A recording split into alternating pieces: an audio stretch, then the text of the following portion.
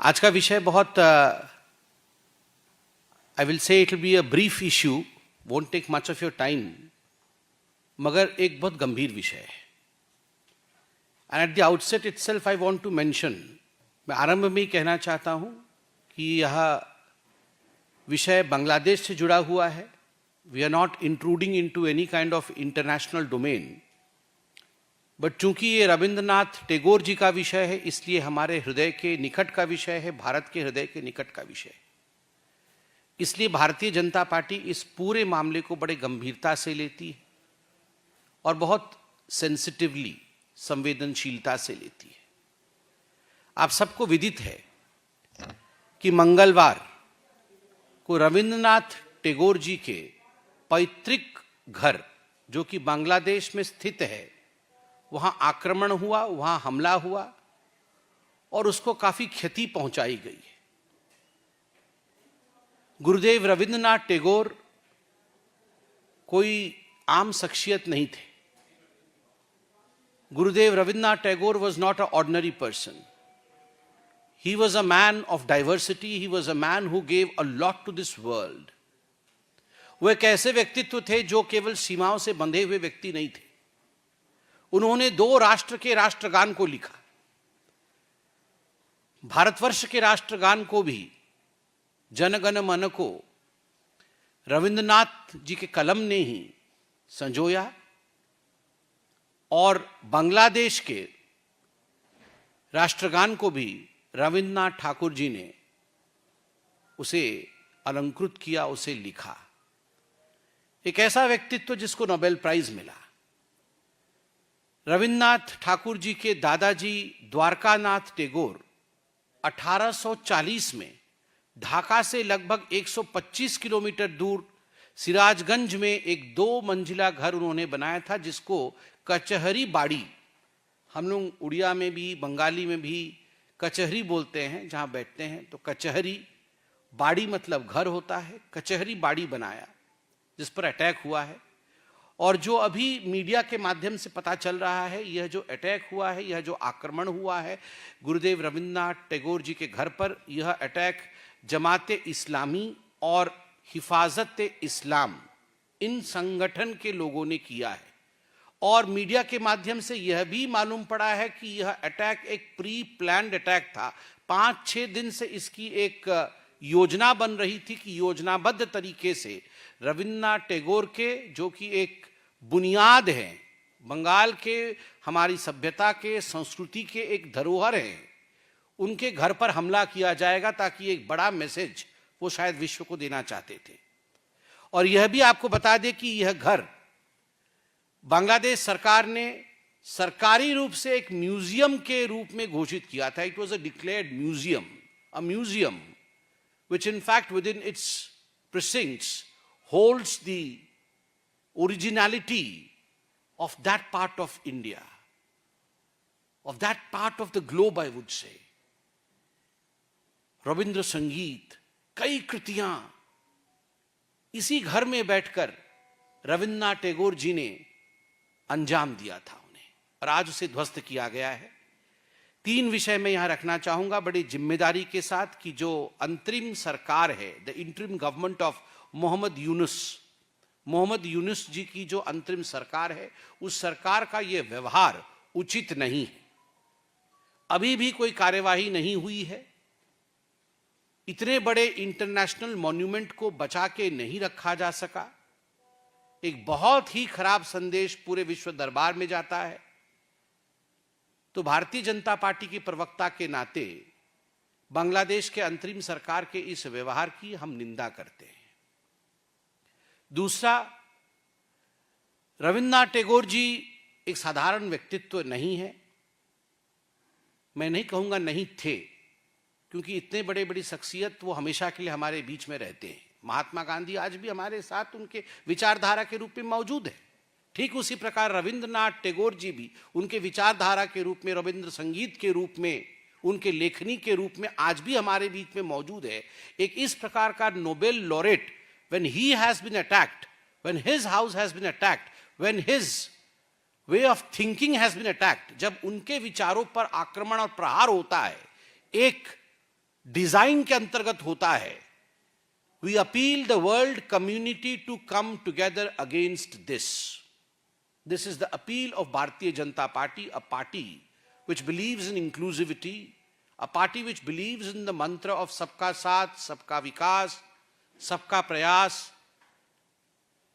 स्वाभाविक रूप से आज यही party, we are giving a global call that all the countries who value morality, the countries who value civilizational thoughts, the countries which value creativity, the countries which value culture, they should all come together in unison to denounce what has happened today in Bangladesh, the attack on the house of Rabindranath Tagore. देखिए, पहली बात तो है भारतीय Janata party का इसके बाद किस प्रकार का रुख रहेगा, क्या हमारी पार्टी करेगी, अभी मैं अवगत नहीं हूं। दिल्ली बीजेपी इस पे आपको बताएगी। और हम एक लोकतांत्रिक पार्टी है, स्वाभाविक रूप से लोकतांत्रिक रूप से अपने धरोहर को बचाने के लिए, अपने संस्कारों के हित के लिए जो हमें करना होगा हम अवश्य करेंगे, लोकतांत्रिक रूप से करेंगे।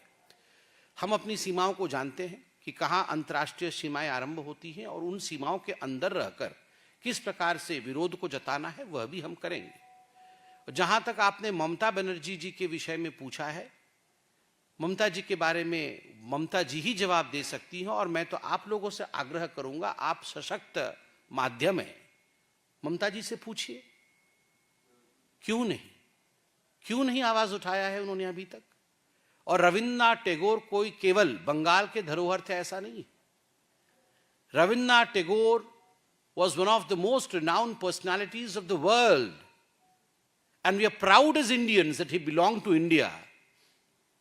And of course, every Bengali is proud and should be proud of the fact that Gurudev Rabindranath Tagore belonged to that part of our country.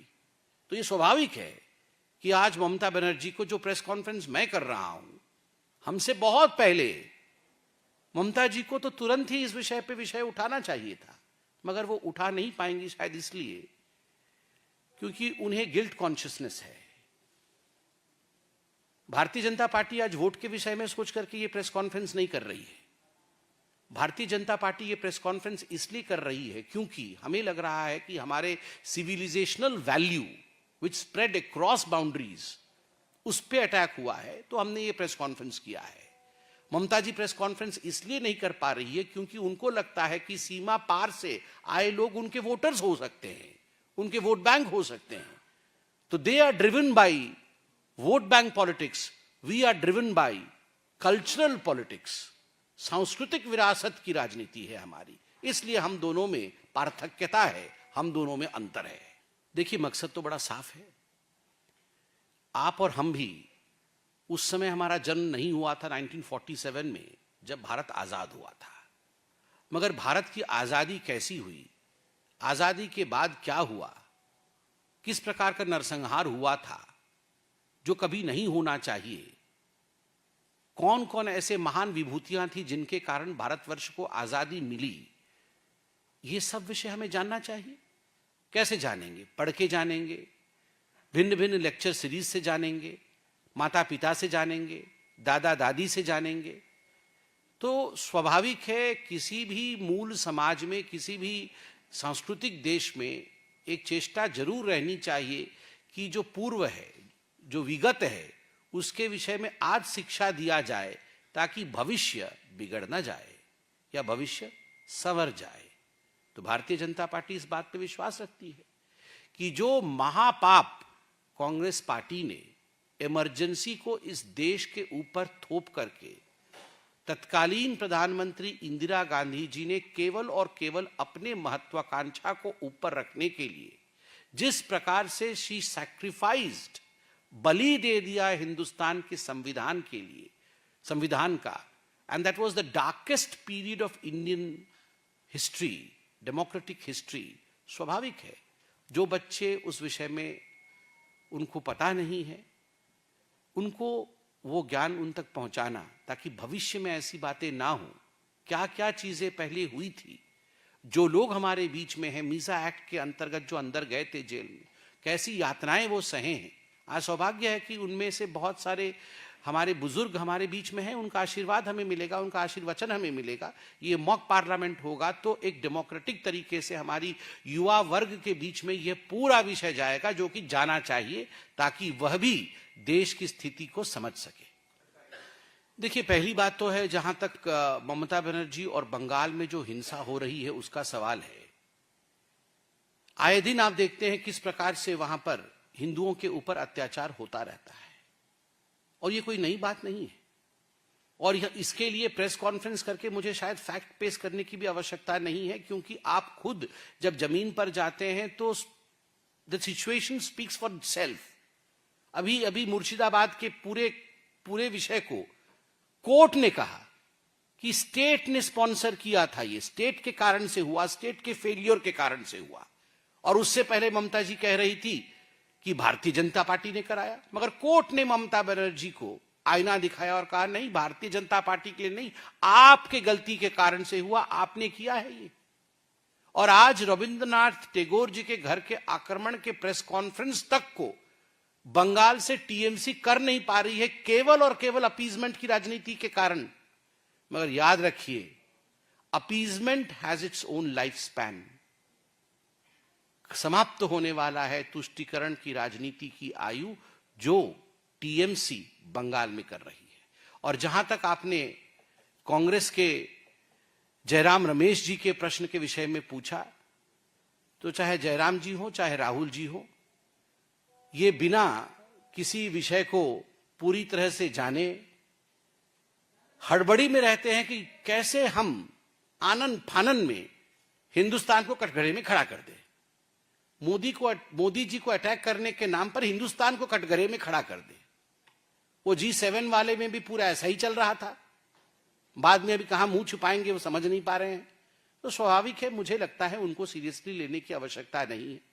आप इंतजार करिए, हिंदुस्तान आज ग्लोबल प्लेटफॉर्म में बहुत बड़े पायदान पे खड़ा है। आपको क्या लगता है, मल्लिकार्जुन खड़गे जी मेरे पिताजी से भी बड़े हैं उम्र में, मैं बड़े प्यार से आज उनको बोलता हूं कि आपको क्या लगता है, मल्लिकार्जुन खड़गे जी जाके अब हमारे 11 साल के प्रेस कॉन्फ्रेंस को संबोधित करेंगे क्या? अब वो विपक्ष के नेता हैं, वो विपक्ष के पार्टी के अध्यक्ष हैं, तो स्वाभाविक है कुछ ना कुछ तो बोलेंगे ही, अच्छा तो बोलेंगे नहीं। मगर मल्लिकार्जुन खड़गे से एक दिन आप चाय पीते हुए उनसे पूछ लीजिएगा, वो दिल की बात आपको बताएंगे। वो भी जानते हैं अच्छा क्या हुआ है। अब ये आपसे थोड़ी बताएंगे कि राजीव गांधी जी कहते थे कि 1 रुपया में बेचता हूं तो 18 पैसे ही नीचे पहुंचते हैं, बाकी तो पैसे मार के हमारे लोग ही खा जाते थे, क्योंकि कांग्रेसी ही थे सब उस समय। अब वो किस मुंह से बोलेंगे कि अरे 1 रुपया भेजा जाता है तो 1 रुपया ही पहुंच जाता है, अब बोल भी नहीं सकते हैं। अब तो ऐसा सब कुछ ना कुछ तो बोलेंगे, विपक्षी है ना। तो इसलिए हमारी जो अंगिमा और भंगिमा वो ऐसी रहनी चाहिए कि हम अहंकार से बहुत दूर, गरीबों के साथ, और जो हमने अच्छा काम किया है, विपक्ष के ऊपर कोई भी अटैक किए बगैर अच्छे कामों को जनता तक पहुंचाना, और वही काम हम कर रहे हैं। 11 वर्ष की उपलब्धियों को बिना अहंकार के जनता तक पहुंचा रहे हैं। और वर्ल्ड बैंक का रिपोर्ट देखिए ना, गरीबी रेखा से कितने लोग ऊपर आए हैं। आप आंकड़े खुद बोल रहे हैं, वर्ल्ड बैंक बोल रही है।